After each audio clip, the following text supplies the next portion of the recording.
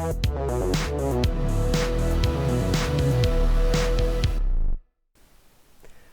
I'm John Nunn, and in this video I'd like to talk about a book recently published by Gambit Publications with the slightly provocative title, An Idiot-Proof Chess Opening Repertoire.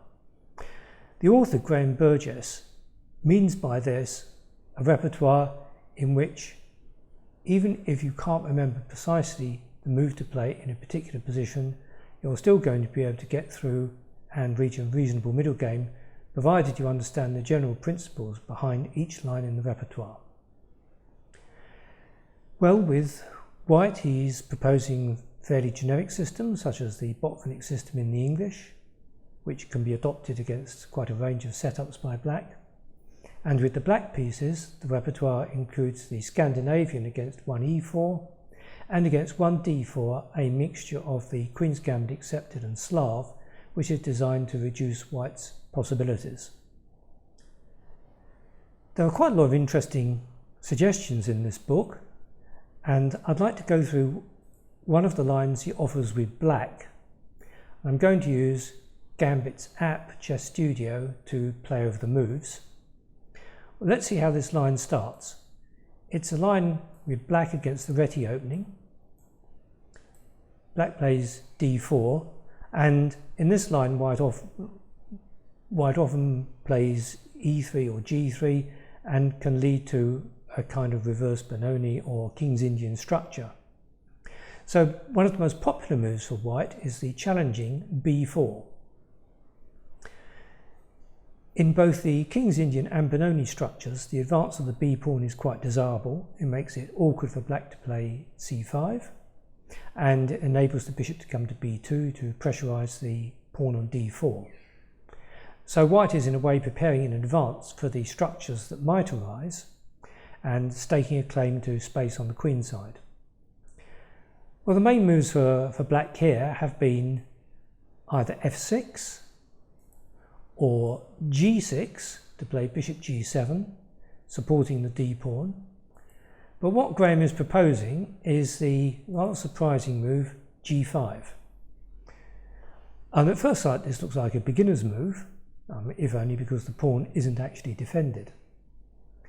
But there are many lines in the openings where the g-pawn rushes forward. One only has to think of the Keres attack in the Sicilian.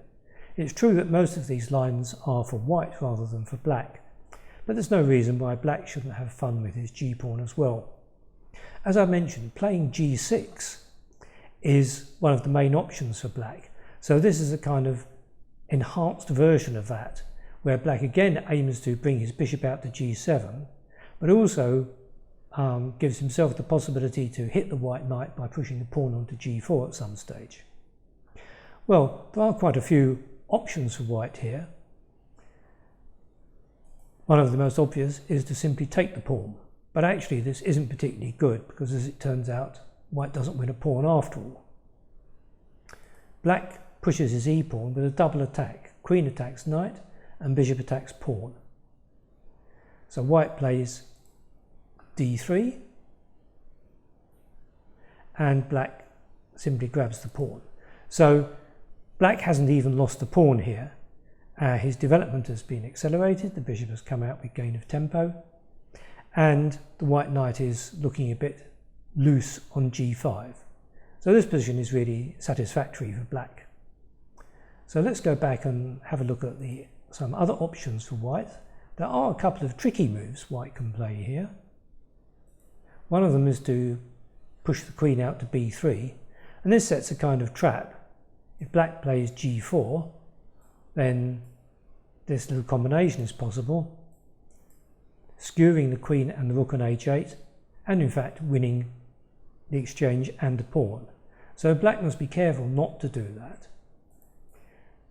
After the queen move out to b3, the best move is simply to continue with the plan of putting the bishop on the long diagonal and supporting the pawn. The only really challenging move now is for white to take the pawn. Black doesn't now regain the pawn, and you have to realise that in this line, as black, you must be prepared to sacrifice a pawn.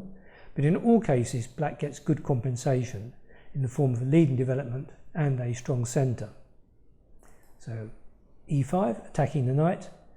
And one of the common features in this line, and this is the idea of understanding the principles rather or more than the specific moves, is that when the knight's attacked by the move of the e-pawn, if the knight drops back to f3, black can gain another tempo by pushing his e-pawn and driving the knight away again. So here the best move is probably to play the queen across, but black just continues his development.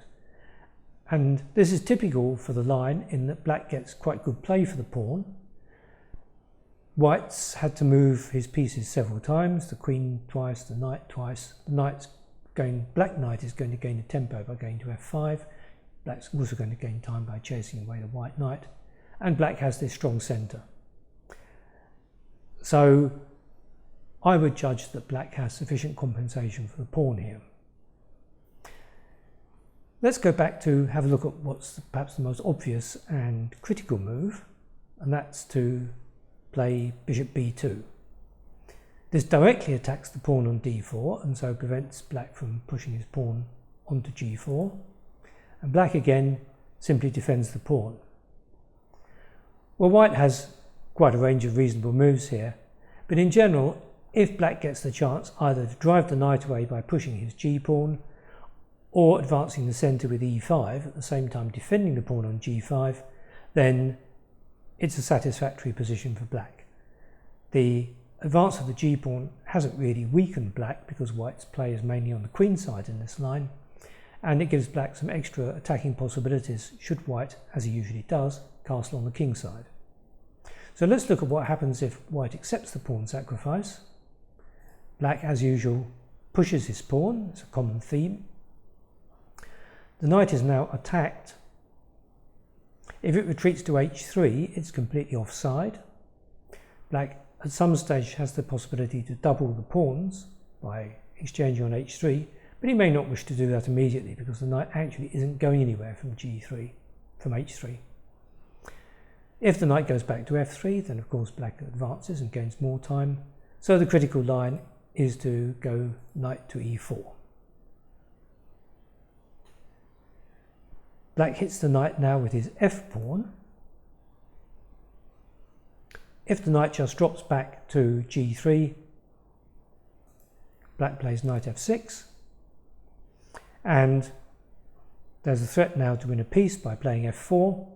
And white already has to take, well, dramatic measures to avoid losing material here. So if we go back to the previous move, the main line is for the knight to go to c5, because in fact there isn't any other square the knight can go to. Black once again hits the white knight. The most obvious move maybe is to give this check, but black now just moves his king. And this may look a bit odd, but black is all the time playing for the initiative, and after further moves, knight back to d3, knight to e7, black can quickly repair the position of his king by moving his rook from h8 to f8 or e8. King can drop back to g8 if necessary, and it's not easy for white to continue his development. The usefulness of playing b6 is shown if white at any stage plays g3, because black always has this move bishop b7, hitting the rook in the corner. So it's not easy for white to complete his development. The knight on b1 can only go to a3, where it's not particularly active, and white also has problems developing his kingside pieces, because as I say, the most obvious move, g3, isn't good. So here's again a position where black has given up a pawn for leading development, a strong pawn centre, and a way to obstruct white from freely continuing. And I think this line is interesting not only because objectively it's quite good, but also because it demonstrates the kind of principles which the book embodies. Now, you once understand the general ideas, chasing the white knight, building up a strong centre, and inhibiting white's development, then you've already got a good start on reaching a, well, at least an equal middle game position. Well, I think that gives you a good flavour of the contents of the book. Obviously, I can't go into more detail. There's a lot more analysis even on this one line, and of course all the other lines in the repertoire. So thank you for watching the video, and I hope you'll join me next time for another Gambit book excerpt.